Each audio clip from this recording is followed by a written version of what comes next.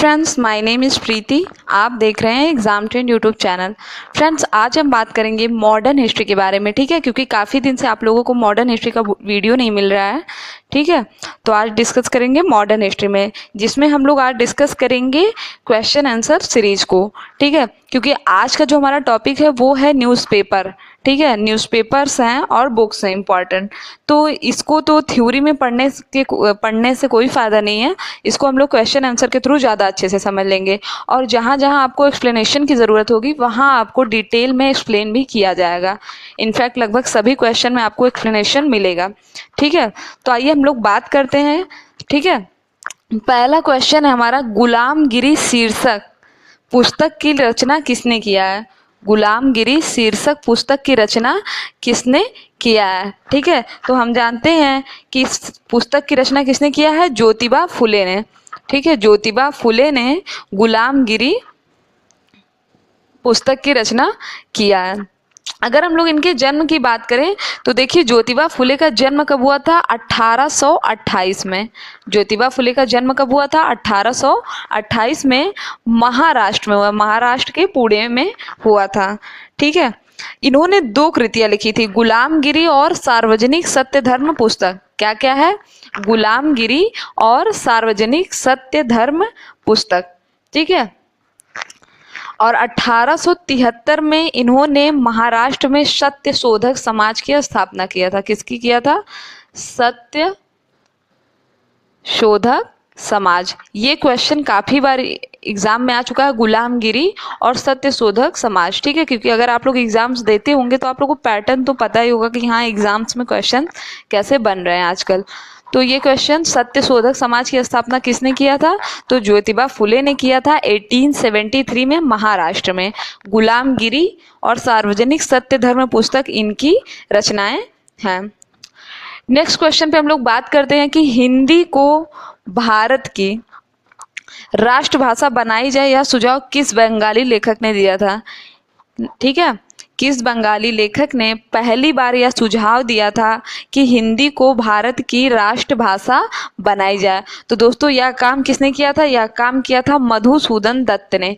किसने किया था? मधुसूदन दत्त ने। इन्होंने कहा कि हिंदी को भारत की राष्ट्रभाषा बनाई जाए। इसे याद रखिएगा कि मधुसूदन दत्त ने ही पहली बार यह सुझाव दिया था कि हिंदी को भारत की राष्ट्रभाषा बनाई जाए, ठीक है। नेक्स्ट क्वेश्चन है हमारा कि भारत में अंग्रेजी को शिक्षा का माध्यम कब बनाया गया? भारत में अंग्रेजी को शिक्षा का माध्यम कब बनाया गया? तो दोस्तों, हम लोगों ने भारत में शिक्षा का विकास के लिए कम से कम 3 या 4 पार्ट में आपको वीडियो बना के मॉडर्न हिस्ट्री ये प्लेलिस्ट में ऐड है। अगर एक बार आप लोग उसको देख लेते हैं तो डेफिनेटली कि उससे बाहर से क्वेश्चन नहीं पूछा जा सकता, ठीक है। तो इसके बारे में पूरा डिटेल से आपको बताया गया है कि शिक्षा की शुरुआत कब कैसे हुई, कब अंग्रेजी बना, कब हिंदी बना, कब विश्वविद्यालय बना, कितने कमीशंस और कितने आयोग बने हैं, इन सब के बारे में आपको डिटेल में बताया गया है। फिलहाल हम लोग आते हैं टॉपिक पे कि भारत में अंग्रेजी शिक्षा का माध्यम बनाया गया, कब बनाया गया? तो 1835 में, ठीक है दोस्तों। 1835 में बनाया गया था लॉर्ड मैकाले की अनुशंसा पर। किसके कहने पर बनाया गया था? लॉर्ड मैकाले, ठीक है। हुआ क्या था कि लॉर्ड मैकाले को बंगाल की लोक शिक्षा समिति का प्रमुख नियुक्त कर दिया गया था। लॉर्ड मैकाले को बंगाल में जो लोक शिक्षा समिति थी उसका प्रमुख नियुक्त कर दिया था। और उन्होंने 2 फरवरी 1835 में अपना स्मरण पत्र लिखा कि भारतीय भाषा, और जिसमें उन्होंने क्या किया था? भारतीय भाषा और साहित्य की बहुत आलोचना की थी। और मैकाले से एक और क्वेश्चन बनता है, उन्होंने एक स्टेटमेंट दिया था, ठीक है। अगर आप लोग ये स्टेटमेंट सुनेंगे तो आप लोग को पता होगा कि हाँ ये एग्जाम में कई बार आ चुका है।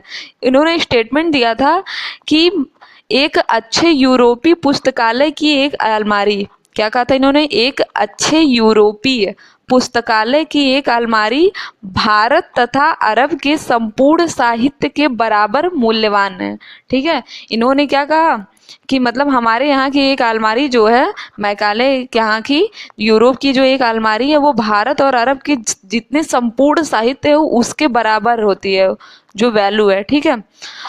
ये स्टेटमेंट से कई बार क्वेश्चन आ चुका है। तो इन्होंने अपना स्टेटमेंट दिया कब था?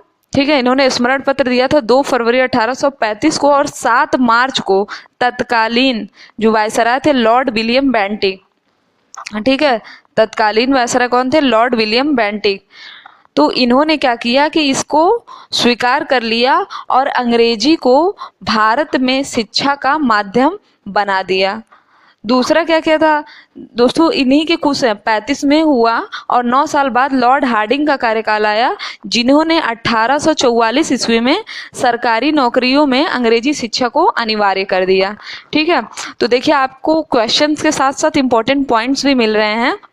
आप लोग कॉपी पेन लेके इसको देखिए और जो भी इंपॉर्टेंट पॉइंट है ये समझ लीजिए, ये सभी आए हुए क्वेश्चंस हैं। जो भी आपको बताया जा रहा है क्वेश्चन के बारे में अलग से बताया जा रहा है, ये सभी आए हुए महत्वपूर्ण प्रश्न है, तो इनको राइट डाउन करते चलिए। ठीक है आप लोग। उसके बाद हम लोग बात करते हैं कि प्रथम भारतीय कौन थे जिन्होंने अंग्रेजी कविता लिखी। वह प्रथम भारतीय कौन थे जिन्होंने अंग्रेजी कविता लिखी? तो वह थे रामचंद्र विद्यावागीश।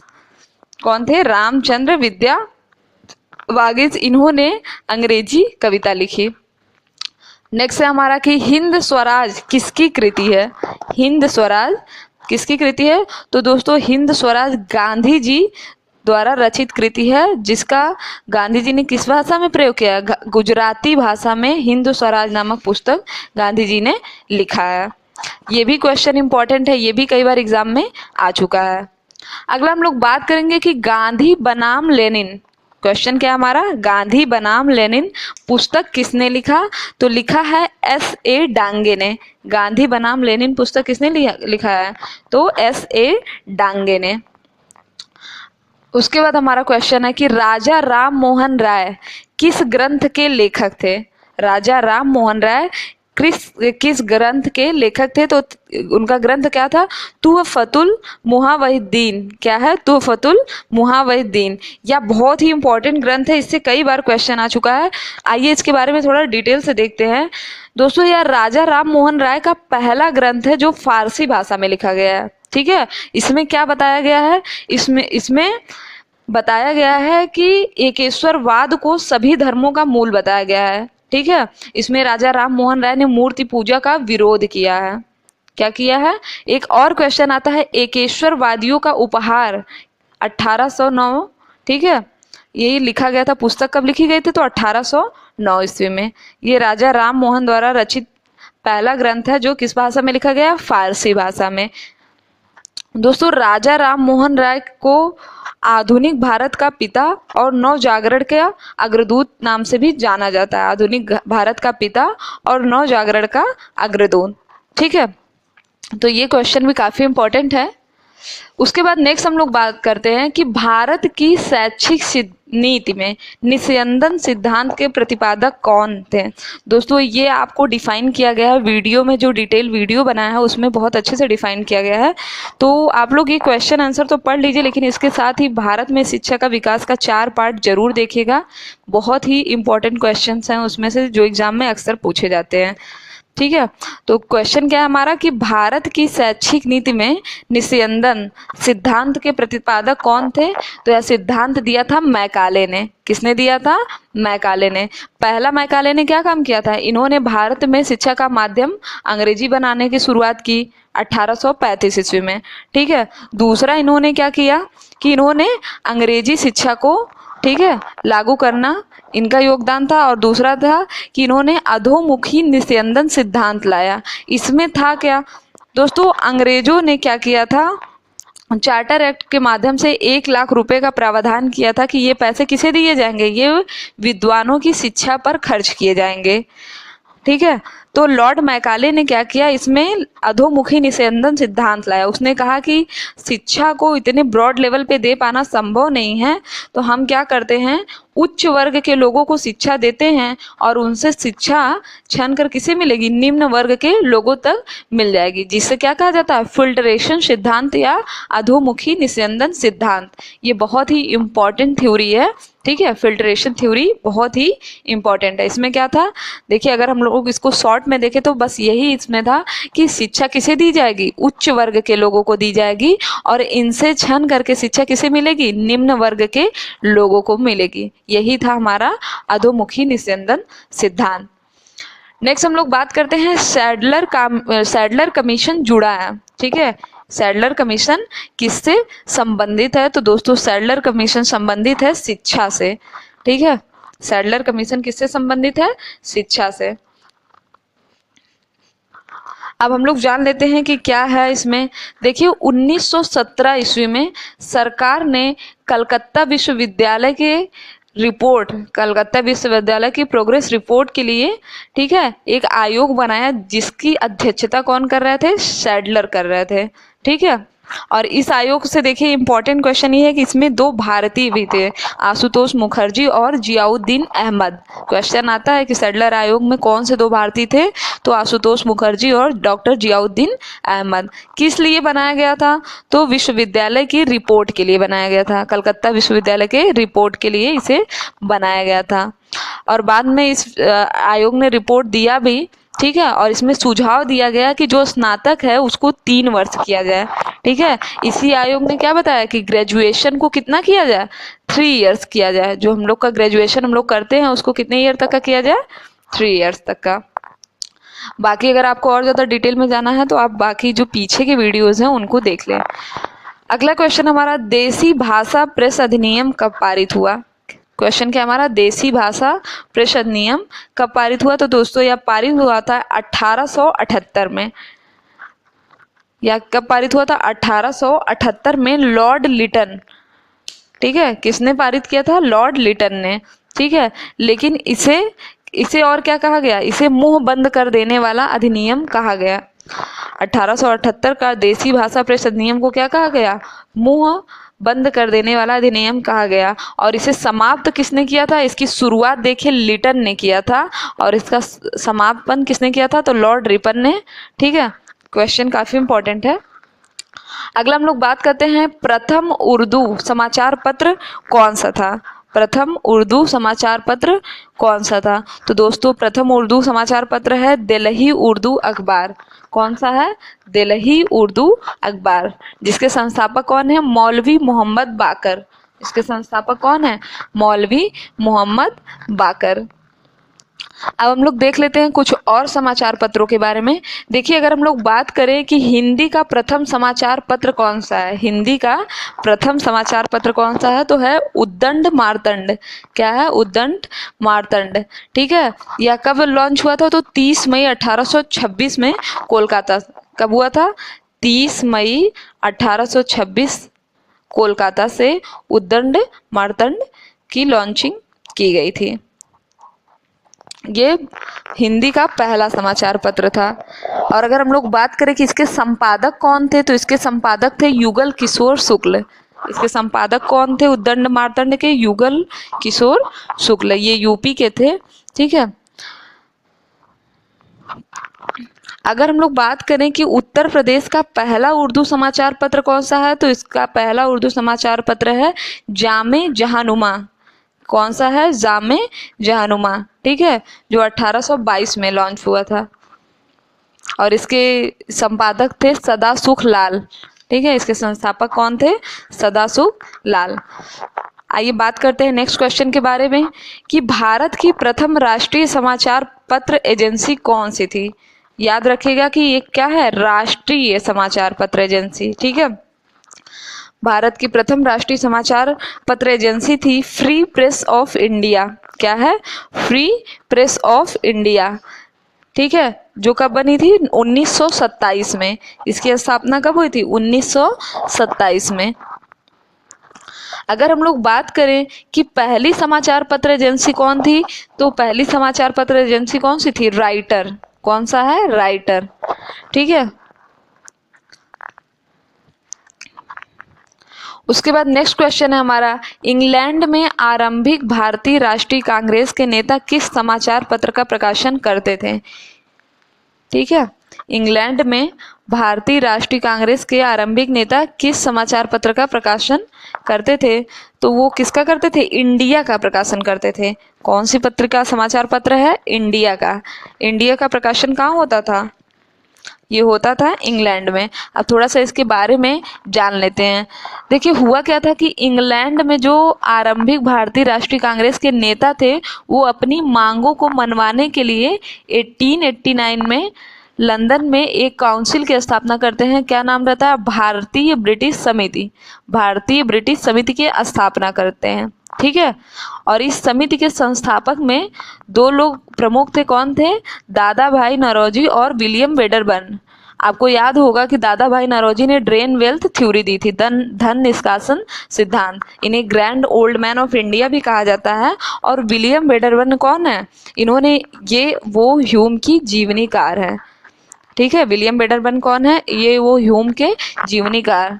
ये वो ह्यूम कौन है? तो ये 1885 में कांग्रेस के संस्थापक थे, ठीक है। चलिए, इस तरह तो काफ़ी लंबा हो जाएगा, तो हम लोग मुद्दे पे आते हैं। अब इसी समिति द्वारा, भारतीय ब्रिटिश समिति द्वारा, ठीक है, 1800 लंदन में अंग्रेजी भाषा में इंडिया नामक पत्र का प्रकाशन किया गया 1890 में, ठीक है। 89 में ये समिति बनती है और 90 में अंग्रेजी भाषा में इंडिया नामक पत्र का प्रकाशन किया गया, ठीक है। देखिए इसी से रिलेटेड एक है इंडियन ओपिनियन, ठीक है। इसका प्रकाशन किया था गांधी जी ने दक्षिण अफ्रीका से।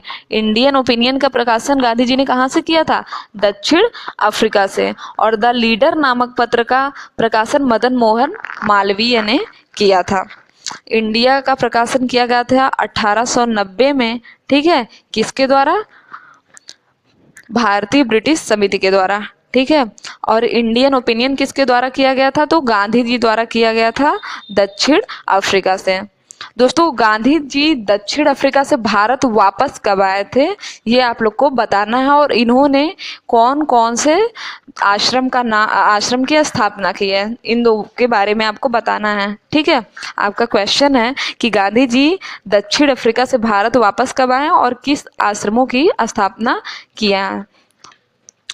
नेक्स्ट क्वेश्चन पे हम लोग आते हैं, the precept of Jesus. Question क्या है हमारा? द प्रिसेप्ट ऑफ जीसस और the guide to peace and happiness. Precept of Jesus और the guide to peace and happiness के राइटर कौन है? इसके लेखक कौन है? तो इसके लेखक हैं राजा राम मोहन राय। देखिए, अगर हम लोग पत्र पत्रिका की बात करें या पुस्तकों की बात करें तो राजा राम मोहन राय का एक बहुत ही इम्पोर्टेंट रोल है। फिलहाल अभी हम लोग क्वेश्चन आंसर डिस्कस कर लेते हैं, उसके बाद राजा राम मोहन राय और जैसे कुछ ऐसे लोग हैं जिन्होंने बहुत सी पुस्तकें लिखी हैं जो बहुत ज़्यादा एग्जाम में आती हैं, तो उनको हम लोग अलग से एक बार डिस्कस कर लेंगे, ठीक है। अभी क्वेश्चन आंसर के थ्रू देख लेते हैं। तो इसके लेखक कौन है? राजा राम मोहन राय। और इसकी स्थापना इन्होंने अंग्रेजी भाषा में इन पुस्तकों की रचना की थी। कब किस भाषा में किया है? अंग्रेजी भाषा में, ठीक है। और राजा राम मोहन राय से एक और इम्पोर्टेंट क्वेश्चन बनता है कि ब्रह्म समाज की स्थापना किसने किया है? तो राजा राम मोहन राय ने। ब्रह्म समाज की स्थापना किसने किया है? राजा राम मोहन राय ने। कब किया था? 1828 में। कब किया है? 1828 में। अगला है, बम का दर्शन किसने लिखा? बम का दर्शन किसने लिखा है? तो बम का दर्शन लिखा है भगवती चरण बोहरा ने। बम का दर्शन किसने लिखा है? भगवती चरण बोहरा ने, ठीक है। थोड़ा सा जान लेते हैं कि ये भगवती चरण बोहरा थे कौन, ठीक है। तो फ्रेंड्स, इन्होंने भगवती चरण बोहरा ने ये पुस्तक लिखी थी चंद्रशेखर आजाद के कहने पर, ठीक है। जब वो भगत सिंह के जेल जाने के बाद चंद्रशेखर आजाद ने पंजाब में क्रांतिकारी दल का जो संगठन की जिम्मेदारी थी वो दे दिया था यशपाल और भगवती चरण बोहरा को। अभी जब हम लोग मॉडर्न हिस्ट्री को पूरा कवर करेंगे तो उसमें इन जो पर्सनालिटीज हम लोग पढ़ रहे हैं, राजा राम मोहन राय, भगवती चरण बोहरा, ठीक है, जो राइटर्स हैं, इन्होंने क्यों पुस्तकें लिखी और क्या बेस था उसका, इसके बारे में हम लोग पूरा डिटेल में देखेंगे। अभी इसके बाद, इस टॉपिक के बाद हमारा शुरू होगा भारतीय राष्ट्रीय आंदोलन, ठीक है, जो एक अलग से टॉपिक है जिसमें हर जगह से क्वेश्चन पूछे जाते हैं, ठीक है। तो इन्होंने यही है भगवती चरण बोहरा, ठीक है, जो चंद्रशेखर आजाद ने पंजाब में क्रांतिकारी दल का जिम्मेदारी किसे दे दिया गया था? भगवती चरण बोहरा और यशपाल जी को। नेक्स्ट हम लोग बात करते हैं तत्वबोधिनी सभा, ठीक है। काफी सुना सुना लग रहा होगा आपको क्योंकि ये क्वेश्चन एग्जाम में कई बार आ चुका है। तत्वबोधिनी सभा तथा उससे जुड़ी पत्रिका तत्वबोधिनी का आरंभ किसने किया? ठीक है, हमारा क्वेश्चन क्या है, तत्वबोधिनी सभा और उससे जुड़ी पत्रिका का आरंभ किसने किया था? तो किसने किया है? देवेंद्रनाथ टैगोर ने। किसने किया है? देवेंद्रनाथ टैगोर ने 1893 में इसकी स्थापना किया है। तत्वबोधिनी सभा की स्थापना कब किया है? तो 1893 में, 1839 में। तथा जो तत्वबोधिनी नामक पत्रिका है इसका प्रकाशन इन्होंने किस भाषा में किया है? बंगाली भाषा में। ठीक है, तो ये रहा। इसके बाद हमारा अगला क्वेश्चन है, स्प्रिंगिंग टाइगर किसकी जीवनी है? ठीक है, स्प्रिंगिंग टाइगर किसकी जीवनी है? तो दोस्तों यह जीवनी किसकी है? सुभाष चंद्र बोस की। स्प्रिंगिंग टाइगर किसकी जीवनी है? सुभाष चंद्र बोस की। अगर हम लोग बात करें इसके राइटर कौन है, तो इसके राइटर हैं ह्यूज टोए। इसके राइटर कौन है? ह्यूज टोए। 1950 में यह प्रकाशित हुई। यह पुस्तक कब प्रकाशित हुई है? 1950 में। सुभाष चंद्र बोस की बात करें तो इन्होंने 1939 में फॉरवर्ड ब्लॉक की स्थापना किया था। 1939 में फॉरवर्ड ब्लॉक की स्थापना किसने किया था? सुभाष चंद्र बोस ने। नेक्स्ट हम लोग बात करते हैं भ्रांति विलास किसकी रचना है? भ्रांति विलास किसकी रचना है? तो दोस्तों यह रचना है ईश्वर चंद्र विद्यासागर की। भ्रांति विलास किसकी रचना है? ईश्वर चंद्र विद्यासागर की। ठीक है, इन्होंने 1854 में शकुंतला पुस्तक लिखी थी। कौन सी? शकुंतला। 1860 में सीताराम वनवास। ठीक है, ये सब इनकी प्रमुख रचनाएं हैं। देखिए अब बात कर लेते हैं ये वो ह्यूम के जीवनीकार कौन थे। ये हम लोग पहले भी डिस्कस कर चुके हैं कि ये वो ह्यूम के जीवनीकार कौन थे। तो विलियम वेडरबर्न थे। ठीक है, जिन्होंने ब्रिटिश, ठीक है, भारतीय ब्रिटिश समिति की स्थापना कहाँ पर किया था? लंदन में। दादा भाई नौरोजी और विलियम वेडरबर्न ने इसकी स्थापना किया था और यही है विलियम वेडरबर्न। ठीक है, लास्ट क्वेश्चन है हमारा आज का कि भारत में प्रथम महिला विश्वविद्यालय की स्थापना किसने किया? भारत में प्रथम महिला विश्वविद्यालय की स्थापना किसने किया? तो किसने किया? डीके कर्वे। ये सभी चीजें आपको डिटेल्ड वीडियो में पढ़ाई जा चुकी हैं। जिन लोगों ने ये वीडियो देख लिया होगा तो उन्हें तो मैक्सिमम क्वेश्चन के आंसर आ रहे होंगे। ठीक है, और खासकर जो शिक्षा से संबंधित है उसके आंसर तो सबको आ रहे होंगे।